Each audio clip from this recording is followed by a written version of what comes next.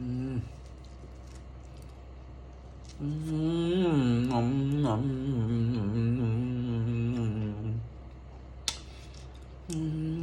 đây sọc ơi, cái đây sọc. Anh ngon anh.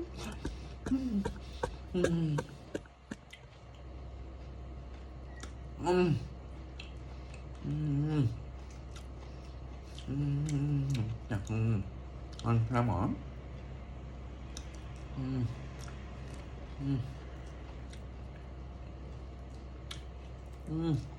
Cặp tích nha. Anh nè thông này. Sau đây so nó. Xin lỗi chắc ngồi. Quay camera.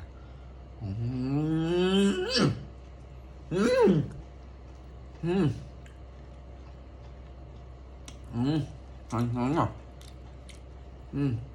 Hết xong nè. Bao hả?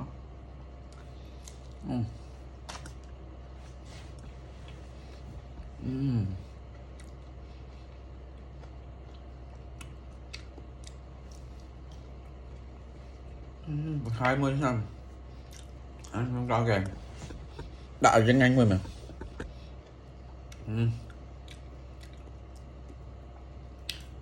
Này lên calo anh bạch ship bài mẹ hộp ấy tê bài mẹ tự y tê cái này cứ lên sọt apa ini sih ya kerak mana dedek ăn sih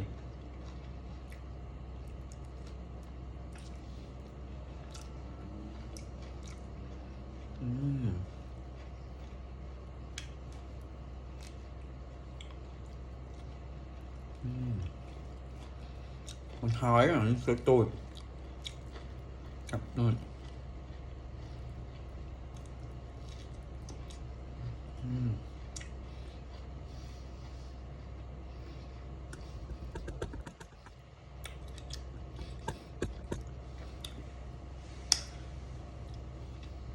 anh to tạt lít mọt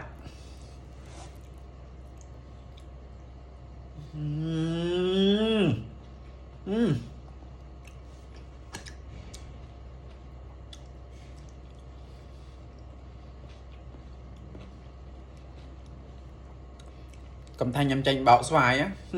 I'm sorry ủa hoài tụ trò về tụ thoại ngay cái rồi chăm hộp bên nghịch bên clear con trai mà bọn để bán chùa mờ ná bà clear hai gặp tao tinh tánh á nhầm đánh chặt mà khai ní nghìn năm rồi hộp tia đó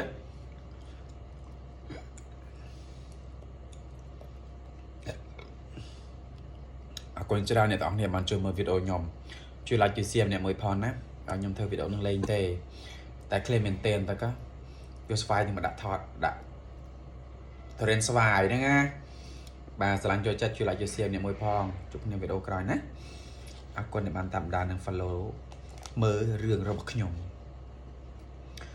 complete mơ con traiทำการตามนั้นตัวสนาวิดีโอบ้านยอนน่าออกเนี้ยcon trai để bạn tạmนั้นตัวสนาวิดีโอบักยอมchụpเนี้ยวิดีโอcoi chỉ môi nắng thổi đèn là coi tiền hộp thổi đèn to tạ thổi đèn rồi đầu thổi đèn chấm mớ hơi nhầm thọ thổi đèn to tập tu thổi đèn hơi cái hao nhom thọ tập một thổi đèn my favorite thổi đèn á